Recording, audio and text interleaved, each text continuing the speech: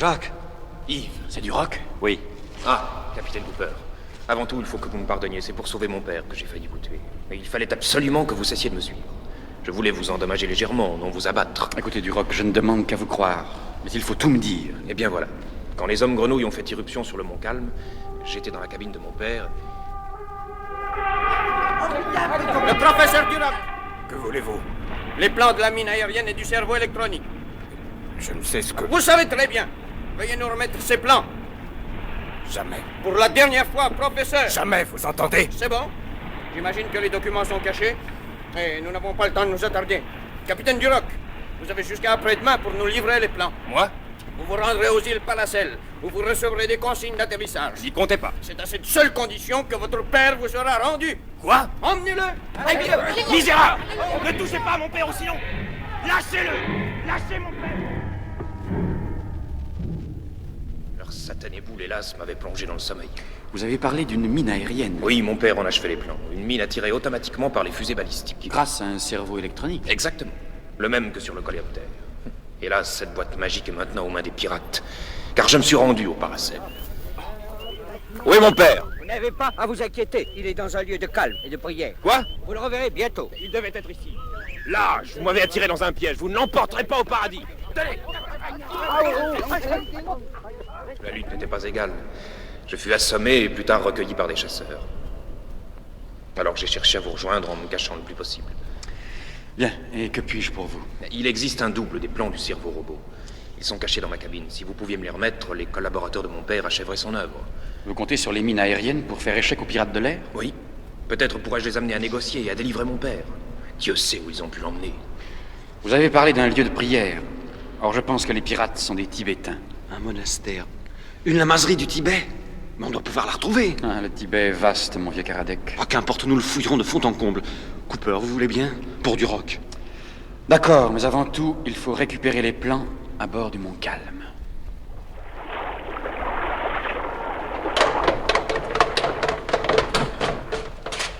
Je vais aller seul avec ma lampe. Faites le guet, Yves. Ok. Qu'est-ce que vous faites ici?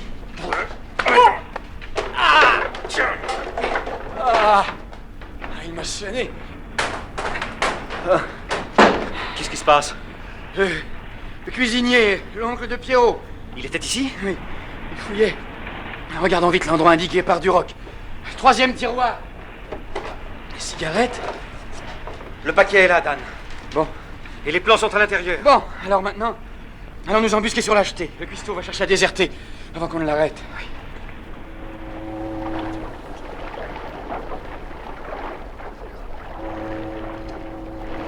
Voilà. Il est méfiant, il va falloir jouer serré. Oui, il faut absolument savoir où il va. Attention, il approche. Oui. Il entre dans certains publics. Un type latin. Approchons doucement. Alors comme ça, tu t'es fait griller. Bon, je suis désolé. Qu'allez-vous faire? Bah, plus rien ici. Nous allons partir au monastère de Dorge, retrouver le vieux Yamato. Mais s'il refuse de se montrer. Ah, sois tranquille, je dirai au lama que j'apporte des nouvelles de son fils. Je ferai croire qu'il est encore vivant et qu'on veut l'échanger contre du roc. Oh, bien joué. Le professeur nous prendra pour des libérateurs. Et nous le ferons tout bonnement changer de prison. Allez, va te loger où tu peux et retrouvons-nous demain. Hein. Entendu. Ils se séparent, qu'est-ce qu'on fait? Le cuisinier n'a plus d'importance. Tu vas suivre l'autre et moi je porte les plans à Duroc. Rendez-vous au port.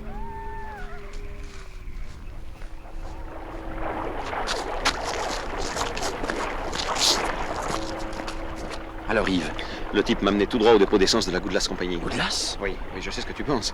Les pirates silencieux s'attaquent toujours aux appareils Et Goodlass. le chef des pirates, nous le savons maintenant, est un nommé Yamato, dont le fils a disparu. Ah, nous avançons peu à peu. J'ai pris des risques. Je suis entré dans les entrepôts Goodlass et j'ai questionné un veilleur. L'homme s'appelle Baldan, il part demain pour Lhasa au Tibet. Il faut l'en empêcher à tout prix. Il doit voler sur un Goodlass privé, je suppose. Oui, j'ai vu le hangar au bout des entrepôts. Alors vite, allons-y. Il faut s'y introduire et saboter le zinc. Voilà, c'est un des fameux biréacteurs. Bon, va faire le guet, je m'en occupe.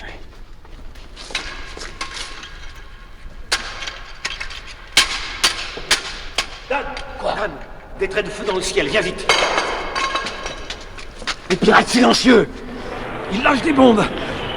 La réservoir est touchée! Filons vite! Vite! Tout va griller! Encore un! Dan, viens voir ici!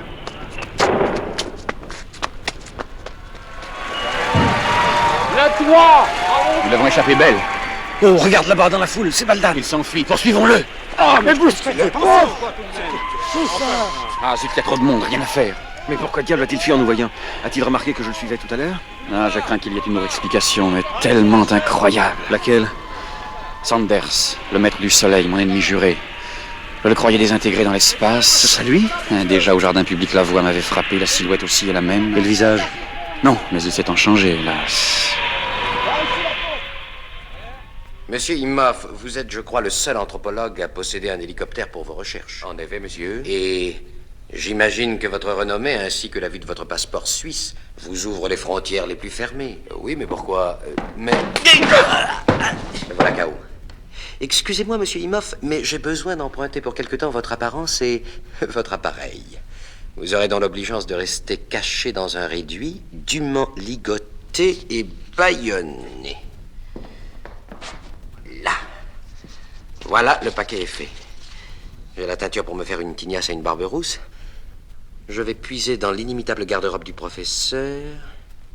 Voyons un peu maintenant comment je prends l'accent de Fribourg. Voilà. Je ne suis plus Sanders ni Baldan, mais le professeur Imhoff, célèbre anthropologue suisse. Pas mal. Je suis sûr qu'on s'y trompera. Il ne me reste plus qu'à trouver un pilote pour l'hélicoptère. S'il vous plaît, nous rappelons que tout trafic aérien régulier est momentanément interrompu. Mademoiselle, je suis le professeur Imhoff. Mon pilote refuse de décoller par crainte des pirates. Il faut absolument que je me rende à Lhasa. Je suis désolée, monsieur, le trafic est suspendu par mesure de sécurité.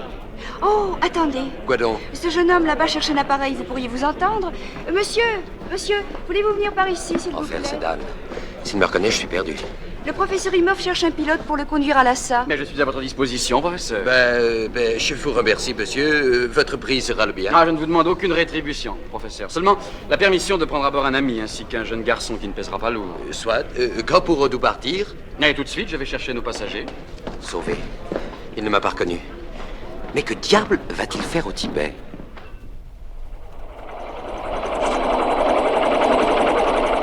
Professeur Imhoff, connaissez-vous au Tibet le monastère de Dorch? Le monastère de Dorch? Oui. Qu'avez-vous? Vous paraissez surpris. Il y a de quoi. Vous n'avez pas l'intention de vous y rendre, je pense. Et si? C'est un lieu inaccessible. Le pays est infesté de bandits. Ah, mais il faut pourtant que j'atteigne ce but au plus vite. Au fait, professeur, vous désirez toujours vous poser à Calcutta? Oui, s'il vous plaît. J'ai des champs à voir, des coups de fil à passer.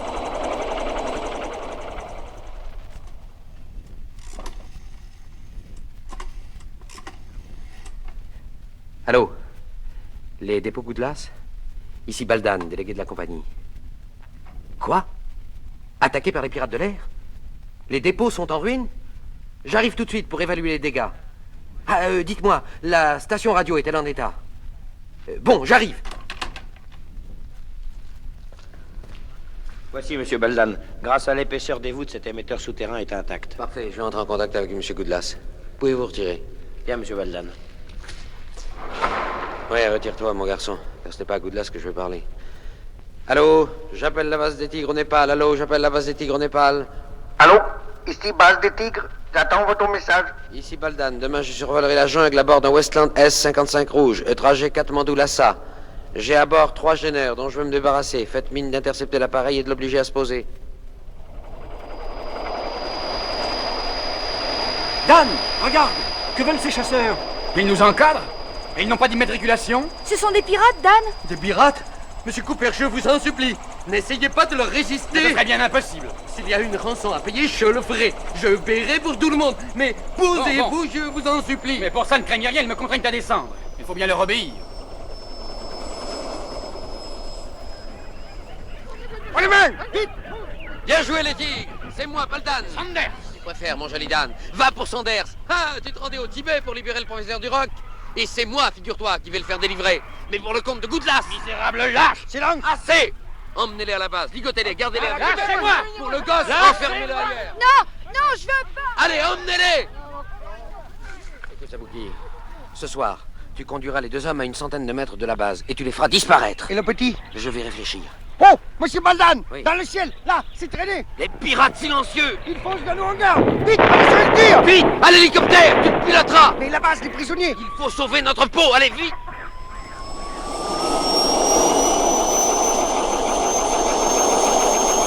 C'est de la folie. Ils nous verront. Tu voleras bas entre les berges de la rivière. Vite, vite, décolle.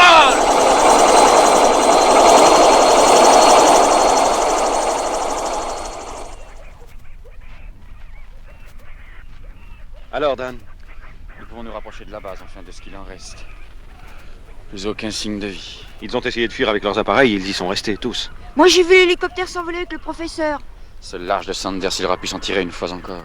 Et nous, qu'allons-nous faire? Tout au bout du terrain, un hangar camouflé m'a paru intact. S'il y a un appareil dedans, nous sommes sauvés. On y court? Oui, vite. Oh, attendez. Quoi donc? Tout à l'heure, un des engins silencieux s'est posé ici, voyez. L'herbe n'est pas brûlée, par contre, les racines sont carbonisées. Tenez, sentez celle-ci, une odeur d'ozone. Ce qui signifie?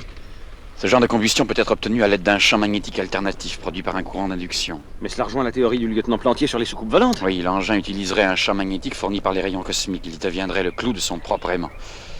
Mais ce n'est pas le moment de faire de la théorie. Venez.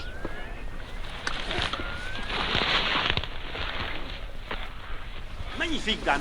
Un sabre prêt à partir. Mais c'est un monoplace. Je le sais, mais il n'y a pas à hésiter, il faut que tu partes. Seul, tu es fou, et Pierrot, et toi? Nous nous débrouillerons tous les deux, n'est-ce pas, Pierrot? Oui, monsieur Karadec. En pleine jungle. J'ai trouvé une carte de la région. Il y a un pays à moins de 3 jours de marche. La base nous fournira sûrement des armes et des vivres. Tout n'est pas détruit. Je ne peux pas vous laisser tenter une pareille aventure. Dan, une seule chose compte, sauver le père de Duroc. Il faut que tu arrives avant Sanders. Sabouki, quel est cet avion qui s'approche de nous? Un des nôtres, monsieur Baldan. Un rescapé. J'entre en contact avec lui. Oui, dis-lui de s'en aller. Il va nous coller la chasse chinoise sur le dos. Tenez, parlez-lui. Allô, ici Baldan. Allô, ici Dan Cooper. Dan! Oui, Sanders. Tu vas dire à ton pilote de se poser immédiatement, sinon j'ouvre le feu. Sabouki, vite! Posons-nous! Mais... Vite, vite, obéis! Il tire, mais plus vite! Voilà, nous tous en tête. Alors saute! Allons!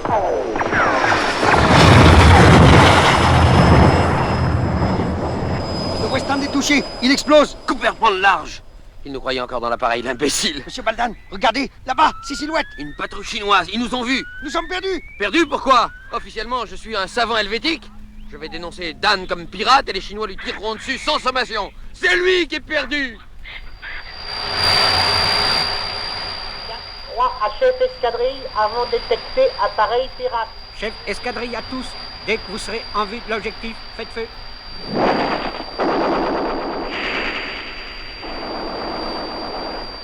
Yak 3 à chef escadrille, objectif touché. L'appareil pique dans la tempête vers les montagnes, poursuite dangereuse. Chef escadrille à tous, opération terminée, demi-tour. Allô, ici chef escadrille 42. J'alerte toutes les bases tibétaines. Recherchez appareil corsaire emporté par la tempête.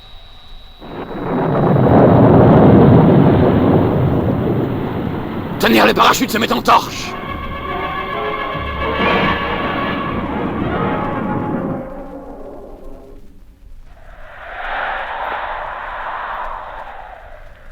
Encore là, mon vieux Dan?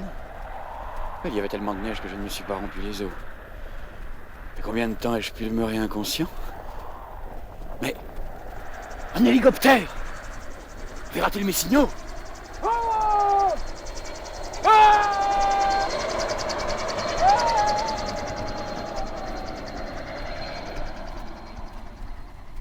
Major, je vous donne ma parole de soldat. Inutile. Nous savons que tu es un pirate. Notre hélicoptère te recherchait. Mais vous avez en main mes papiers. Je ne vous demande qu'une chose, c'est de vous adresser aux autorités de mon pays. Oui, je m'en vais le faire. Mais pour mieux te confondre, crois-moi, tu ne fais que retarder l'heure du châtiment. Emmenez-le en cellule. Ah, allez.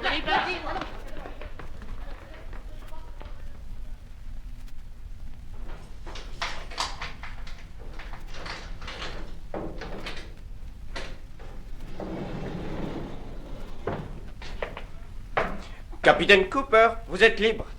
Je vous prie d'accepter toutes nos excuses. Vous nous aviez été signalé comme pirate. Vous faisiez votre devoir, Major. Vous m'avez dit que votre but était la lamasserie de Dorche. Oui. Je vais vous y faire conduire. Mon avion de liaison vous mènera jusqu'au monastère.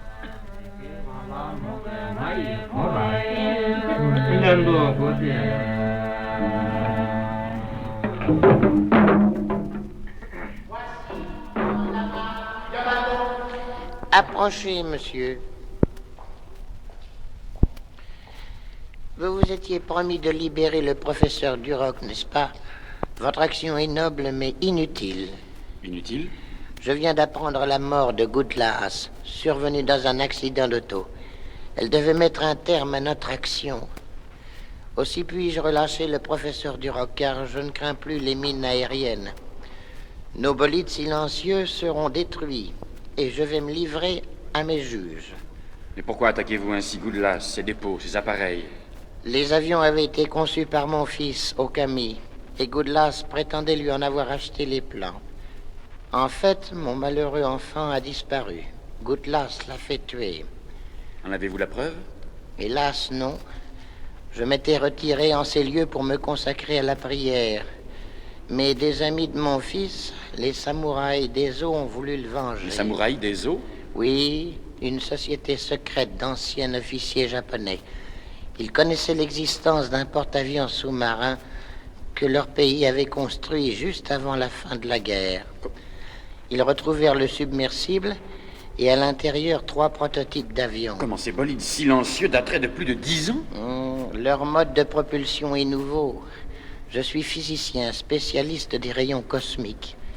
En captant ces rayons, j'ai pu transformer une énergie électromagnétique en énergie mécanique. Mais les frottements à pareille vitesse? Les appareils sont enduits d'un liquide lubrifiant qui d'ailleurs nous est tombé du ciel. Oui, sous forme de météorites, de petites pierres de lune ramassées par mes moines et que je traite chimiquement. Ainsi, il n'y a plus pour vous de mur de la chaleur. Et plus de mur du son. Le mur du silence est dépassé. Professeur Duroc, pensez-vous que la justice se montrera clémente envers Yamato et ses complices? Je l'espère, et personnellement je déposerai en leur faveur. Voilà qui vous honore, professeur. Et dites-moi, le secret de cet extraordinaire cerveau cosmique? Yamato ne le livrera jamais, soyez-en sûrs. Le porte-avions sous-marin s'est sabordé sur son ordre, les engins prodigieux sont disloqués. Tout cela repose sur les grands fonds à présent. Oui. Vous avez raison, Yamato ne parlera plus. Et la mer gardera pour toujours les vestiges de cette fantastique aventure.